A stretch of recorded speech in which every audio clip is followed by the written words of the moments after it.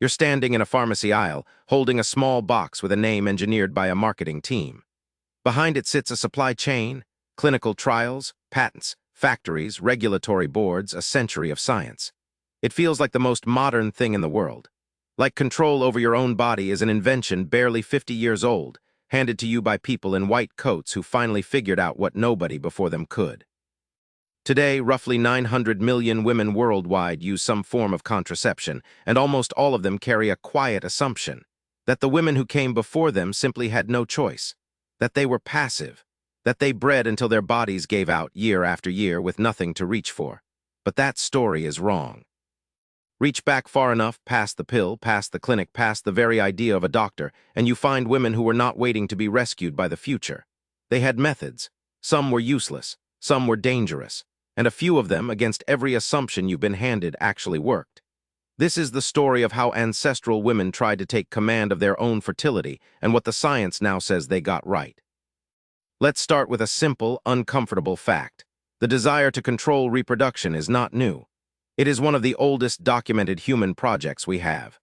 The earliest written contraceptive recipe comes from Egypt, the Kahun gynecological papyrus, dated to roughly 1825 BCE. Nearly 4,000 years ago, someone sat down and recorded in ink, deliberately, how to keep from getting pregnant. That single fact rewrites the assumption. These were not people drifting helplessly through biology. They were experimenting, observing outcomes, and passing knowledge between generations of women in a tradition that predates almost everything we now call medicine. Before there were hospitals, before there was chemistry, before anyone understood what an egg or a sperm even was, there were women keeping notes. In 1992, a historian named John Riddle at North Carolina State University published work that quietly upended the field. He went through ancient and medieval texts, Greek, Roman, Egyptian, medieval, European, cataloging the plants women actually used to prevent and end pregnancy. His conclusion was startling. Many of these plants weren't superstition at all. When modern pharmacology tested them, a significant number contained compounds with measurable contraceptive or abortifacient activity. The women using them weren't guessing randomly in the dark. They were working with a pharmacy that grew wild in the fields around them, and their accumulated, hard-won knowledge tracked, imperfectly, but really onto biochemistry we can only now measure in a lab. The clearest example is a plant most people today have never heard of, Silphium. It grew on a single narrow strip of coastland near Cyrene, in what is now Libya, and the ancient world was obsessed with it. The Romans treated it as one of their most valuable substances on Earth, said to be worth its weight in silver. It appeared stamped on their coins, and one of its primary documented uses, recorded across multiple independent ancient sources, was as a contraceptive, taken monthly by mouth. Demand was so relentless, so insatiable, that Silphium was harvested into extinction by roughly the 1st century CE. It may be the first species in recorded history that humans drove extinct through sheer overconsumption. Sit with what that means. A plant was wanted into non-existence largely because women needed to control when they had children, and they needed it so badly they would pay almost anything and strip an entire coastline bare to get it. So what did women actually reach for day to day? Let's walk through the methods, history records, and rate each one honestly. Plants. This was the backbone of everything. Beyond Silphium, women used Queen Anne's lace, wild carrot seed, which is still studied today for an apparent ability to interfere with implantation. They used pennyroyal, pomegranate seed, juniper, and silvery wormwood. Some of these carried genuine biochemical activity that holds up under testing. Some were also poisonous at the doses required to work, which is the cruel paradox running underneath this entire history. The line between effective and lethal was often razor-thin, and the woman taking the dose was the one who found out which side she was on. Barriers. Kahun papyrus describes a vaginal pessary, a paste of crushed acacia, honey, and soft lint, inserted before sex. This sounds like pure folklore until you learn that acacia gum ferments into lactic acid, a genuine spermicide, the same active principle used in real contraceptive jellies in the 20th century. The ancient Egyptians stumbled onto functioning chemistry 3,000 years before anyone could explain why it worked.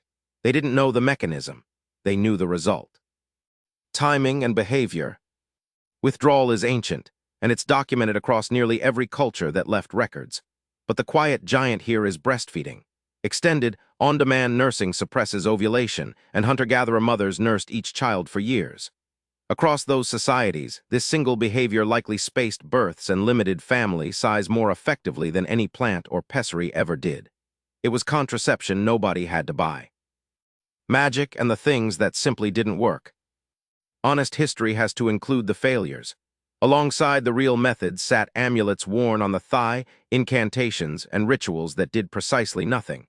Ancient women were not infallible scientists. They were people testing everything available to them, keeping what seemed to work, discarding what didn't, and surrounded, exactly like us, by remedies that were nothing but packaged hope. Then came the slow disappearance, and this is the part that should bother you. The knowledge didn't fade because it failed, it was taken.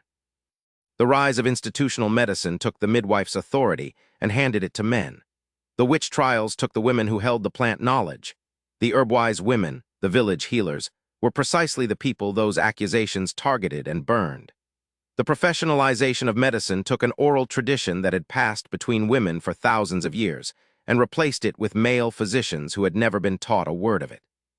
By the 19th century, a body of working female knowledge thousands of years deep had been scattered, criminalized, shamed into silence, and very nearly erased, only to be partly rediscovered in the 20th century, refined, and sold back to women in a box with a brand name.